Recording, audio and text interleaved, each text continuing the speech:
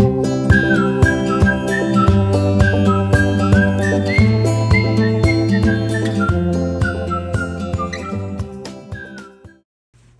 there, this is Miss Chloe, and today we are going to read Milo Imagines the World. It is written by Matt de la Pena, and the pictures are drawn by Christian Robinson. So let's see what Milo imagines.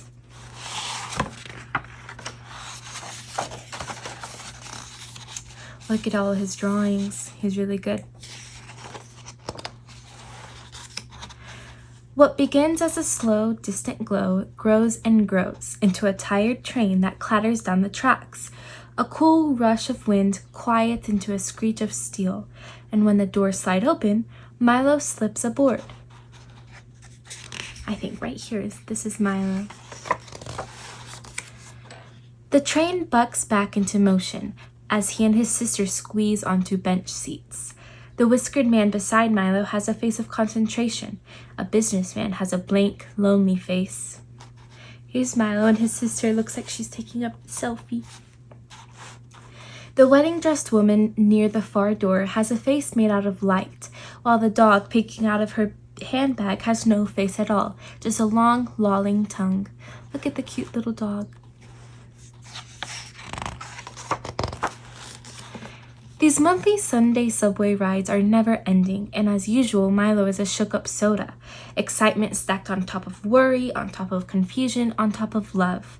To keep himself from bursting, he studies the faces around him and makes pictures of their lives.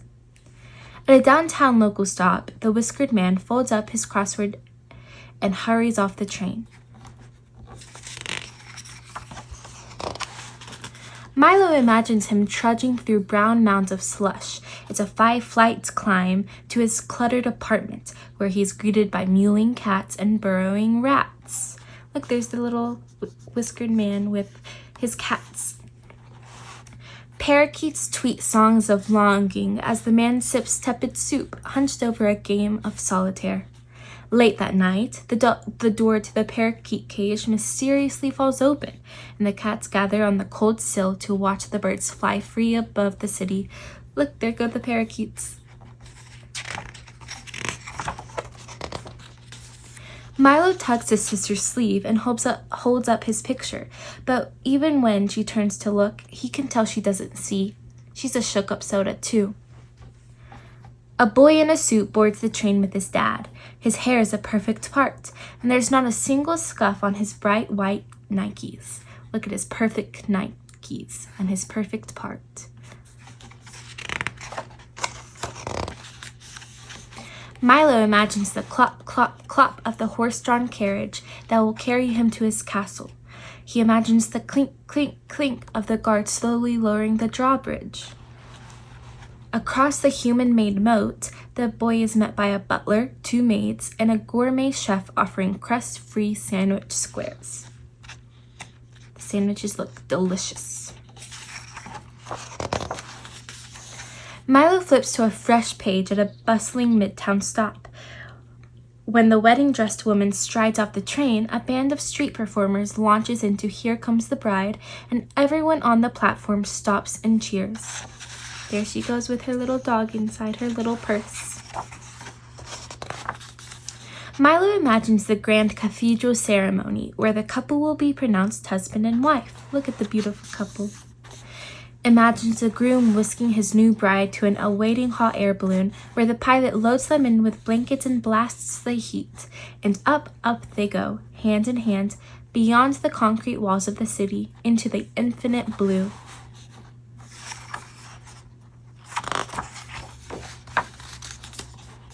Milo holds up this picture too, but his sister shoos him away. Can't you see I'm playing my game? He watches her thumbs bang around her smudged screen, then turns back to the boy in the suit.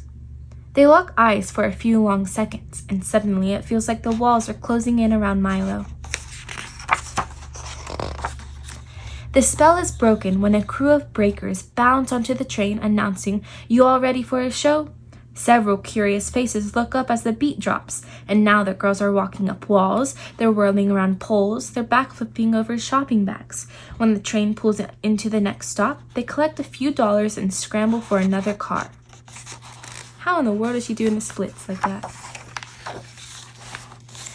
Milo imagines them going from train to train, doing their act as everyone watches. But even after the performances are over, faces still follow their every move when they walk down the electronics aisle at the department store, when they cross into the fancy neighborhood. Milo doesn't really like this picture, so he puts away his pad and turns to his reflection in the window. What do people imagine about his face? Can they see him reciting his volcano poem to the class? Can they hear his mom's soothing voice reading him a bedtime book over the phone? Can they smell the chili Colorado bubbling in a pot in his auntie's apartment near the cemetery? Butterflies flood Milo's stomach when it's finally their stop. He follows his sister onto the cold station platform and up the stairs. Above ground, he's surprised to see the boy in the suit a few paces ahead. Here's Milo and his sister, and a few paces ahead is the boy in the suit with his father. I wonder where they're going. He's even more surprised when the boy joins the long line to pass through the metal detector. Milo's sister suddenly bends to give him a hug. "I didn't mean to snap at you," she says. She takes his hand, adding, "You have your picture ready?" He nods, feeling the warmth of her fingers. As they slowly shuffle toward, Milo studies the boy in the suit, his dad rubbing his thin shoulders, and a thought occurs to him. Maybe you can't really know anyone just by looking at their face. Milo tries to reimagine all the pictures he made on the train. Maybe he could have done it like this instead, or this, or this. Milo's chest fills with excitement when he spots his mom through the crowd. His sister rushes to give her a hug before pulling Milo in too, and it's in this tight tangle of familiar arms that he feels most alive. When they separate, Milo flips through his pad until he finds the right picture. "I made this for you," he says, holding it up, and he watches for the smile he hopes will spread across his mom's face. And there's the smile. And look, it's a beautiful picture. They're eating ice cream, and they have a cat and some nice plants.